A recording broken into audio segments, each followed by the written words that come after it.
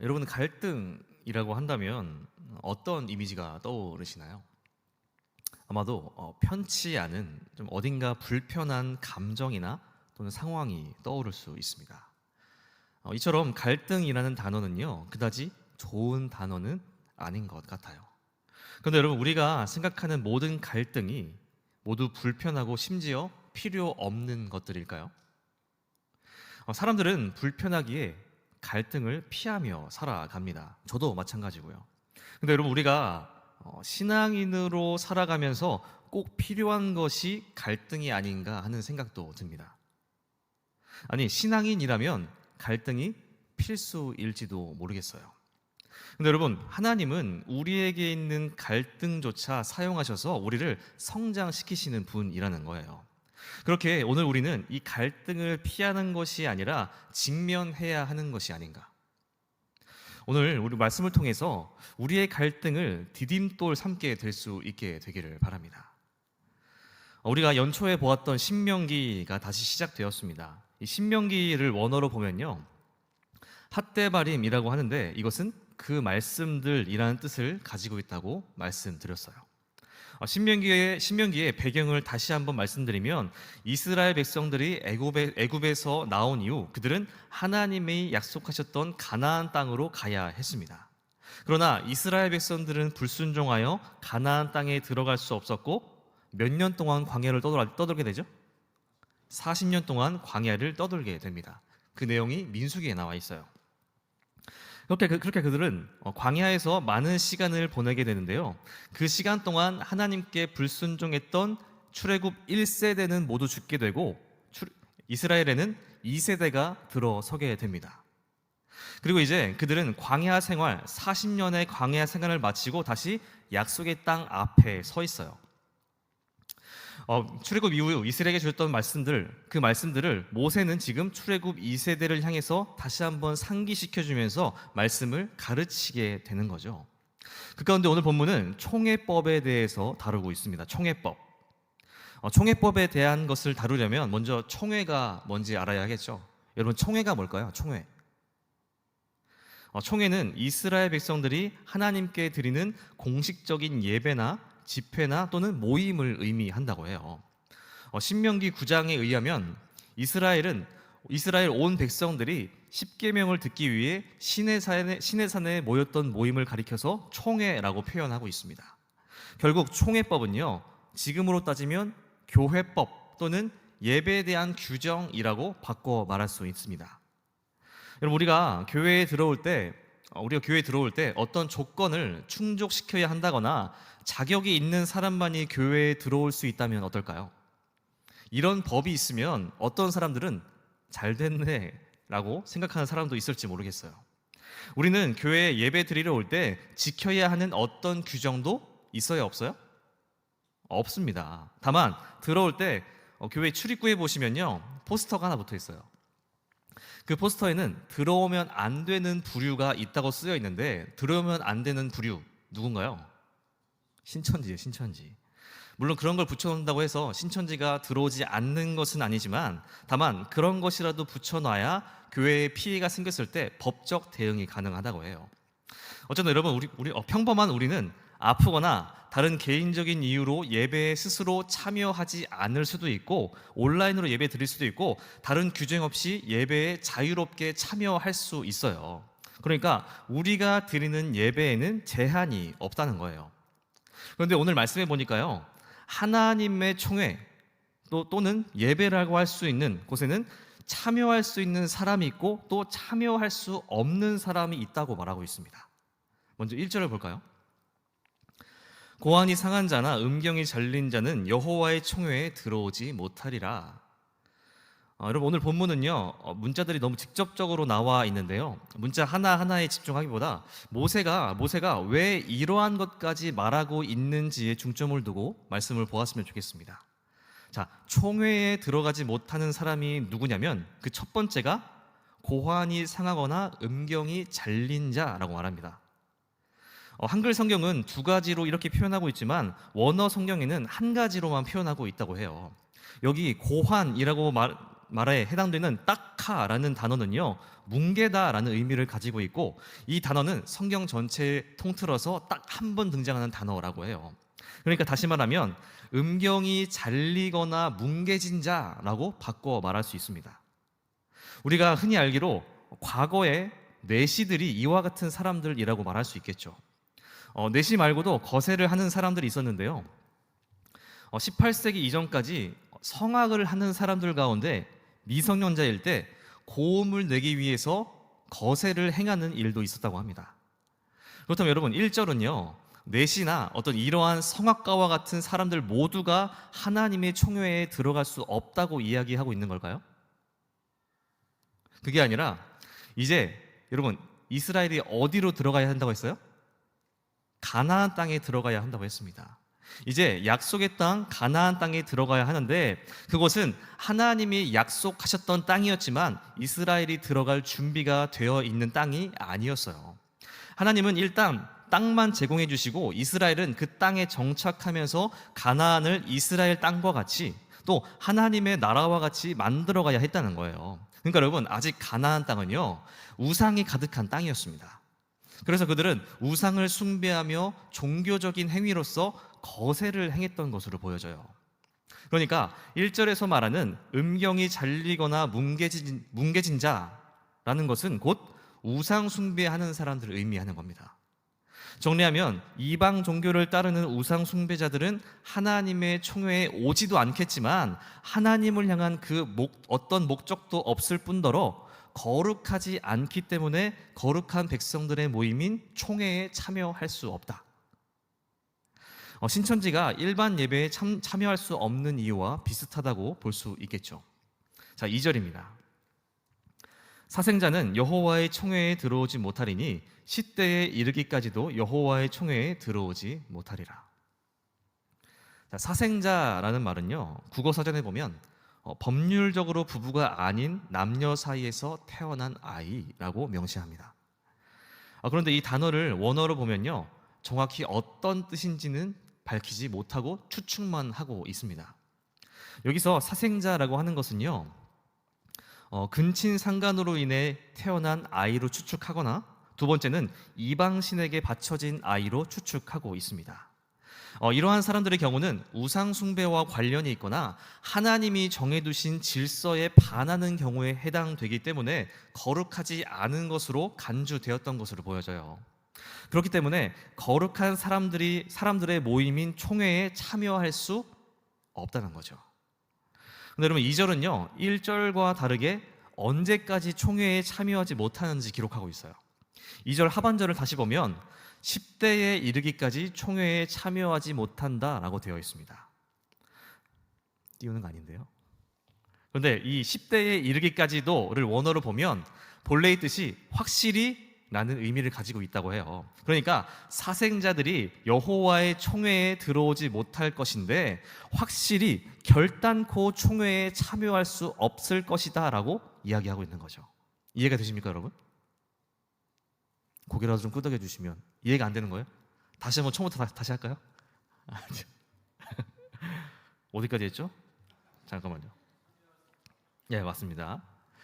여러분, 저는 이 2절을 보면서요, 한편으로는 이 사생자들이라고 하는 사람들은 근친 상간으로 인해 태어난 자들이나 또는 우상에게 바쳐진 자들이나 자신의 의지로 그렇게 한 것이 아닌데, 그런 사람들을 총회에서 아주 제해버린다는 것이 좀 이기적이고 그들 입장에서는 좀 억울할 것도 같다라는 생각이 들었습니다.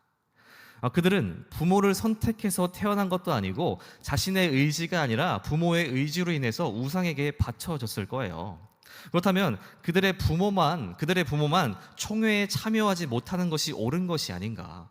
왜 자신의 의지로 선택한 것이 아닌데 사생자들이 참여하지 못해야 하는가가 생각이 들었습니다. 여러분, 왜 하나님은 이렇게까지 엄격한 규정을 두시면서 사람들을 총회로부터 배제하고 계시는 걸까요? 여러분, 이러한 규정들은요, 사람들을 오지 못하게 하는데 더 큰 의미가 있다기보다 총회를 더 총회답게 만들고 총회를 보다 더 거룩하게 하기 위함의 목적이 있는 것으로 보여집니다. 여러분, 오늘 우리가 대한민국에 살아가면서 지키는 법들도 마찬가지일 거예요. 최대한 좋은 사회를 살게 하기 위해 법들이 존재하고, 사람이 사람답게 또 서로 간에 기본은 지키면서 살게 하기 위해 규정들이 존재하는 거예요. 만약에 법이 없는 시대를 살아간다면 수많은 무분별한 일들이 여기저기서 일어나서 하루 종일 뉴스거리가 넘쳐날지도 모릅니다. 그러니까 여러분, 이전에서 말하는 총회법은요, 사생자들이 총회에 들어올 수 없는 것을 강조하는 것보다 사생자들이 생겨나지 않게 하라는 것입니다. 그래서 결국 이스라엘 백성들이 가나안 땅에 들어가서도 총회에 참여하기 위해서는 거룩한 생활을 이어가야 한다라는 거죠. 3절입니다. 암몬 사람과 모압 사람은 여호와의 총회에 들어오지 못하리니 그들에게 속한 자는 10대뿐 아니라 영원히 여호와의 총회에 들어오지 못하리라. 자, 총회에 들어오지 못하는 사람들이 사람을 넘어서 민족으로 커진 것을 볼 수 있습니다. 암몬과 모압 사람들이 총회에 참여할 수 없다는 거예요. 이들이 거룩한 모임인 총회에 참여할 수 없는 이유가 무엇일까요? 그들이 이방 민족이기 때문에 그럴까요? 아니면 그들 민족 전체가 우상 숭배하는 집단이기 때문에 그럴까요? 그 이유를 알려면 먼저 이 두 민족이 어떤 민족인지 알아야 하는데요. 여러분, 이 암몬과 모압은 어떤 민족일까요? 결론부터 말하자면 이 민족들은요, 모압과 암몬은요, 근친상간으로 인해 형성된 민족이라고 할 수 있습니다. 여러분, 구약에 등장하는 롯이라는 사람 알고 있나요? 룻 말고 롯. 롯은 아브라함의 조카로도 유명합니다. 아브라함의 조카 롯. 창세기 19장에 보면 아브라함과 떨어져 살았던 롯은요, 소돔과 고모라 땅에 살고 있었습니다. 그 소돔과 고모라는 하나님께 멸망당하게 되는데요, 멸망당하기 직전에 롯은요, 가족들과 함께 그곳을 피하게 됩니다. 그런데 피하는 도중에 롯의 아내는 소금 기둥이 되어버렸고 롯과 두 딸만 살아남게 된 거죠.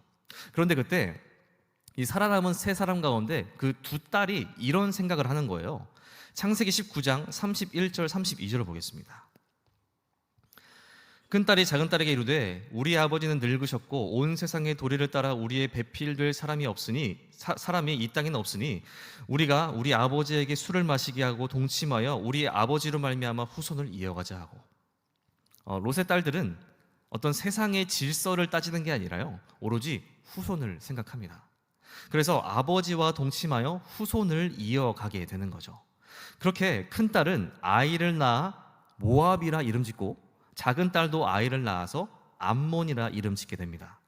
그들은 모압과 암몬의 자손의 시조가 되는 거예요. 그러니까 여러분, 모압과 암몬은 그 시작부터가 근친상간으로 시작된 민족이라는 것을 알 수 있는 거죠. 2절에서 말하는 바와 같이 사생자는 총회에 참여할 수 없는데 모압과 암몬은 사생자 민족이기 때문에 총회할 수 없다는 겁니다. 그리고 모압과 암몬 족속이 총회에 참여할 수 없는 이유가 한 가지 더 있습니다. 4절, 5절의 말씀입니다. 좀 기니까 여러분들이 한번 읽어주시겠습니까? 시작.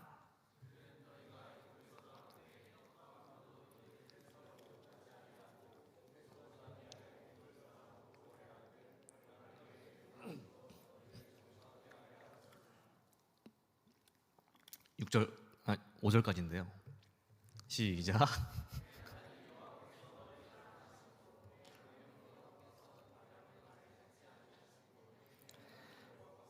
그 저주를 변하여 복이 되게 하셨나니. 여러분, 롯은 아브라함의 조카였다고 했습니다. 그렇다면 아브라함의 후손인 이스라엘과 롯의 후손인 모압과 암몬은 어떤 관계라고 할 수 있을까요? 멀다고 하기에도 애매하고 가깝다고 하기에도 애매한 친척이라고 할 수 있어요. 그렇다면 여러분, 어쨌든 이 두 민족의 관계는, 이스라엘과 모압과 암몬, 이 세 민족이군요. 세 민족의 관계는 기본적으로 나쁜 관계에 있는 민족들은 아니라는 거예요. 그런데 모압과 암몬이 이스라엘에 대해서 어떻게 했다는 거예요? 이스라엘 백성들을 영접하지 않았다는 거예요. 그들은 오히려 이스라엘 사람들의 숫자를 보며 걱정합니다. 그래서 모압과 암몬은 발람이라는 사람을 통해서 이스라엘을 저주하려고 했다는 거예요. 그런데 5절을 보면 하나님이 그 저주를 막으시고 발람을 통해 오히려 이스라엘을 축복하게 하셨다라는 거죠. 결국 모압과 암몬의 저주가 축복으로 바뀌었다는 겁니다. 그런데 여러분, 이러한 과정으로 인해서 모압과 암몬이 어떻게 된다는 거예요? 총회에 참여할 수 없게 되었다. 그런데 이 민족들이 총회에 참여하지 못하는 것과 더불어서 모세는 그들을 위해 아무것도 하지 말라고 당부합니다. 6절을 볼까요? 너의 평생에 그들의 평안함과 형통함을 영원히 구하지 말지니라. 모세는 모압과 암몬을 향해서 구체적으로 두 가지를 하지 말라고 이야기합니다. 평안함과 형통함에. 평안함은 싸움이나 전쟁이 없는 평화를 의미하고요. 형통함은 기쁨, 번영 등을 의미합니다. 그러니까 모세는요, 모압과 암몬을 향하여서 그 어떤 축복을 하지 말라고 말하고 있는 거예요. 결국 모압과 암몬에 대한 어떤 마음이 있다면 그것을 버려야 한다고 이야기하고 있는 것이 아닐까요? 여러분, 총회는 거룩한 모임입니다. 거룩한 모임, 구별된 예배, 구별된 모임이라는 거죠. 그만큼 본문은 총회의 거룩성이 중요하다고 강조하고 있는 겁니다. 총회에 참여할 수 없는 사람들이 있다. 그들을 제해야 한다. 심지어 그들을 버릴 수도 있어야 한다. 왜냐하면 총회는 거룩해야 하기 때문이다. 그러니까 여러분, 거룩을 지키기 위해서는요, 거룩하여지기 위해서는 무언가를 버릴 수도 있어야 한다는 것이 아닐까요? 여러분, 오늘 우리는 우리가 거룩해지기 위해 또 우리의 예배가 더욱 예배다워지기 위해 무엇을 버리고 있습니까? 또 무엇을 버릴 수 있을까요? 여러분, 저와 여러분이 드리고 있는 예배는 이미 충분히 예배다우신가요? 여러분의 삶은 충분히 구별된 삶을 살고 있나요? 저도 스스로에게 이러한 질문을 던져 보았습니다. 어땠을까요?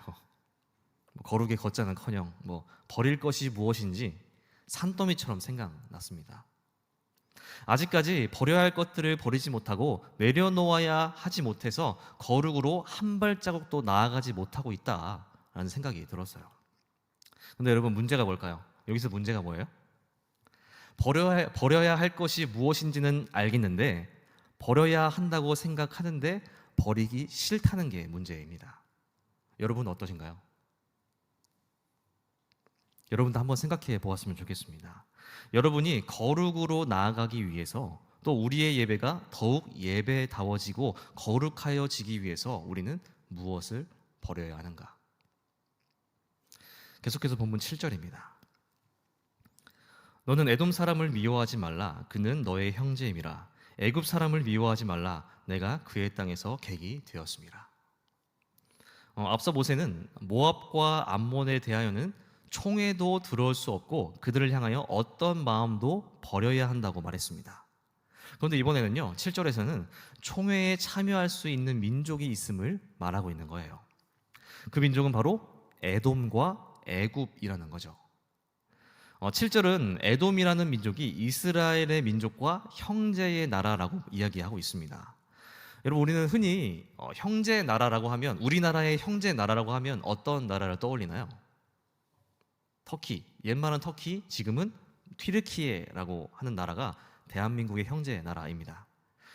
제가 찾아보니까 길게 말하면 복잡하니까 좀 간단히 이야기하면 우리의 역사인 고구려 때 돌궐이라는 나라와 고구려가 우호적인 관계를 유지하면서 서로 형제의 나라라고 불렸다고 합니다. 시간이 지나면서 돌궐은 지금의 튀르키예 자리에 위치했고 고구려의 후손인 우리를 형제의 나라와 같이 여기고 있다는 거죠. 그런데 여러분, 이스라엘과 에돔의 관계는요, 이보다 더 우호적인 관계라고 말할 수 있습니다. 왜냐하면 진짜 형제이기 때문이에요. 여러분, 이스라엘 민족은 누구로부터 시작된 나라일까요? 이삭의 몇째 아들이죠? 이삭의 둘째 아들인 누구요? 모르는 건가요? 아니면 대답을 안 하는 거예요? 이삭의 둘째 아들이 누구예요? 야곱이죠. 아유, 다행입니다. 그것마저 몰랐으면 지금 헛 살았다. 죄송합니다. 자, 이삭의 둘째 아들 야곱으로부터 시작된 민족입니다. 그렇다면 에돔은 누구로부터 시작되었을까요? 이삭의 첫째 아들 에서로부터 시작된 나라입니다. 에서의 별명은 몸이 붉고 온몸에 털이 많아 에돔이라고 불렸다고 해요. 그러니까 여러분, 에돔과 이스라엘의 뿌리는 진짜 형제였어요. 그런데 이러한 형제 관계에 있었긴 했지만 어떠한 사건 때문에 이스라엘과 에돔은 서로 미워하는 관계가 되었다는 거죠. 그리고 또 보면 이스라엘과 좋지 않은 관계에 있는 민족이 하나 더 있습니다. 애굽이라는 나라예요. 애굽. 애굽은 이스라엘이 종노릇했던 나라입니다. 야곱의 아들 요셉이 애굽의 총리로 있을 때에 야곱의 모든 가족이 애굽에 정착하여 살게 되죠. 그런데 시간이 지날수록 이스라엘 민족은 수가 엄청나게 불어났고 요셉을 기억하지 못하는 새로운 왕이 세워지며 애굽은 이스라엘 민족을 하대하게 되고 핍박하게 됩니다. 그러한 과거를 가지고 있는 이스라엘은 애굽을 좋게 볼 리가 없었어요. 지금 우리나라 사람들이 일본에 대해 생각도 많이 바뀌고 여행도 많이 가긴 하지만 기본적으로 우리의 역사가 말해주듯이 우리 민족은 일본을 미워할 수밖에 없습니다. 이스라엘과 애굽의 관계도 마찬가지라는 거예요. 지금 어떠하든지 역사적으로 보면 미워할 수밖에 없는 관계. 그런데 모세는 이스라엘과 관계가 좋지 않은 에돔과 애굽을 어떻게 하라는 거예요? 미워하지 말라고 말하고 있어요. 그러면서 그 이유들을 제시하는데 에돔은 형제이기 때문에 미워하지 말라고 하고 미워하지 말라고 말합니다. 여러분, 아무리 형제간에 우애가 좋다고 할지라도 미운 사람은 끝까지 미워요. 그리고 심지어 형제이지만 남들보다 더 못할 때가 있고 용서하기 어려운 때가 생기기 마련입니다. 그런데 모세는 형제이기 때문에 미워하지 말라고만 말하고 있어요. 여러분, 이것은 단순히 형제 관계에 있기 때문에 용서하고 받아들이라는 것을 넘어서 그 미움을 극복해야 한다고 말하고 있는 겁니다. 그리고 또 애굽을 미워하지 말아야 하는 이유도 나와 있죠. 그것은 애굽의 땅에서 객이 되었기 때문입니다. 앞서 말씀드렸다시피 이스라엘은 요셉이 있던 시절에 7년이라는 긴 흉년을 만나서 애굽 땅에 정착하며 그곳에 살게 되었습니다. 모세는 그때를 기억하며 애굽을 미워하지 말라고 말하고 있는 거예요. 여러분, 지금 모세가 말하고 있는 지금 이 시점은요, 이스라엘 백성들이 애굽에서 나온 지 40년밖에 되지 않은 시점입니다. 모르긴 몰라도 이스라엘 백성들 안에는 애굽에 대한 좋지 않은 감정들이 남아 있었을지도 몰라요. 지금 이스라엘 백성들이 크게 기억하는 것은 자신들의 아버지나 할아버지가 애굽에서 종노릇 하던 것을 기억하지 더 오래전에 있었던 계기였던 때를 기억하지 않아요. 그런데 모세는 더 오래된 과거를 기억하면서 애굽 사람들을 미워하지 말라고 하고 있는 거죠. 여러분, 단순하게 누군가 저에게 많은 이유를 갖다 대면서 미워하는 사람을 미워하지 말라고 또 받아들여야 한다고 말한다면 저는 더 싫어하게 될 것 같습니다. 미운 감정이 더 커질 것 같아요. 내가 왜 그렇게 해야 되는데? 그런데 모세는 형제이기 때문에 또 객으로 있었기 때문에 미워하지 말라고 말하고 있어요. 여러분, 이것이 미워하지 않을 수 있는 충분한 이유가 될 수 있을까요? 괜히 미워하지 말아야 한다면서 괜히 미움을 더 부추기는 일이 아니었나라는 생각도 듭니다. 그런데 여러분, 오늘 본문이 계속해서 말하는 바와 같이 모세가 말하는 모든 것은 거룩을 향하고 있어요. 그러니까 미움을 없애야 하는 진짜 이유는 그것이 거룩으로 가는 길이기 때문입니다. 여러분, 우리가 입술로는 거룩하다 찬양하면서 예배 드리면서 이야기하지만 속으로 누군가를 미워하는 마음을 품고 있다면 정말 거룩하고 정말 예배를 드리고 있다고 말할 수 있을까요?